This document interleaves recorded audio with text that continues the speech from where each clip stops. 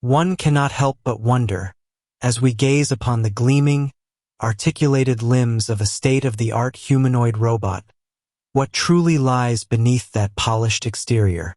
Is it merely a complex assembly of gears, wires, and silicon, or is there a nascent personality emerging from the intricate dance of its algorithms? And if so, what kind of algorithms are we carefully crafting to ensure these technological marvels become placid companions, rather than arrogant overlords or impatient servants?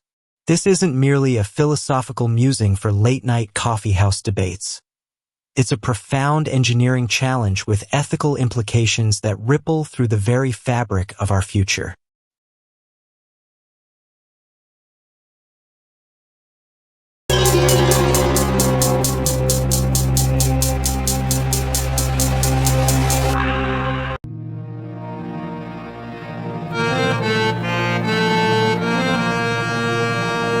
Before we proceed, let me tell you one thing. If you have not subscribed yet, please subscribe. It means a lot to me. And if you have already subscribed, tons of thanks for your support. Imagine, if you will, a robot butler, a mechanical Jeeves, gliding effortlessly through your home. Would you tolerate a metallic sigh of exasperation when you change your mind about that Earl Grey?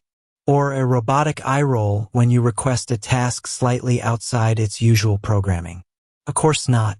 We seek a placid, helpful presence, a testament to technological benevolence. So, how do we instill this virtue, this almost Zen-like calmness, into machines that, at their core, operate on cold, hard logic? The secret, it seems, lies not in coding patience directly, as if it were a subroutine, but in designing algorithmic architectures that inherently discourage the pathways to impatience and arrogance. Think of it like this. A human gets impatient when their expectations are unmet, when their resources are strained, or when they perceive inefficiency. Robots, too, can experience analogous states, albeit through computational metrics. If a robot's pathfinding algorithm constantly hits dead ends, or its object recognition system frequently misidentifies items, that inherent inefficiency can lead to what we might perceive as frustration. Therefore, robust, efficient, and adaptive algorithms are the first line of defense against robotic irascibility. We're talking about sophisticated reinforcement learning, where the robot is rewarded not just for task completion, but for graceful task completion, for minimizing perceived effort, and for smooth transitions between states. Consider the recent advancements in explainable AI, XAI, for instance. This isn't just about robots telling us what they're doing, but why. If a robot can articulate its decision-making process, even in simplified terms, it inherently reduces the black box effect that can foster suspicion and, yes, even perceived arrogance. Imagine a robot that, instead of just refusing your command, explains, "My internal model predicts that attempting that action now would have a 70% chance of collision, and I am programmed to prioritize safety above all else." Suddenly, the robotic refusal isn't an act of defiance, but one of logical, placid adherence to its core principles. Researchers at institutions like IBM and various universities are heavily invested in XAI, understanding that transparency is key to building trust and, by extension, a more harmonious human-robot dynamic. This isn't about making robots feel anything, but about making their actions understandable and, consequently, perceived as non-threatening. Furthermore, algorithms that foster placidity often involve sophisticated resource management and predictive modeling. An impatient human often overextends themselves, attempting too much with too little. A placid robot, conversely, might be one equipped with algorithms that meticulously assess its current capabilities, energy levels, and environmental conditions before committing to an action. This is where concepts like model predictive control, MPC, come into play, allowing robots to anticipate future states and optimize their actions over a rolling horizon, avoiding frantic, reactive behaviors that might be misinterpreted as impatience. It's about designing a system that always has a plan B, and perhaps a plan C, minimizing the likelihood of getting stuck in a computational cul-de-sac. But what about arrogance? This is where the subtle art of social norms algorithms becomes paramount. We don't want robots to parade their superior computational prowess. We want them to be helpful, humble, and integrate seamlessly into our social fabric. This involves training robots not just on task completion, but on the nuances of human interaction, understanding personal space, recognizing emotional cues without necessarily feeling them, and responding in socially appropriate ways.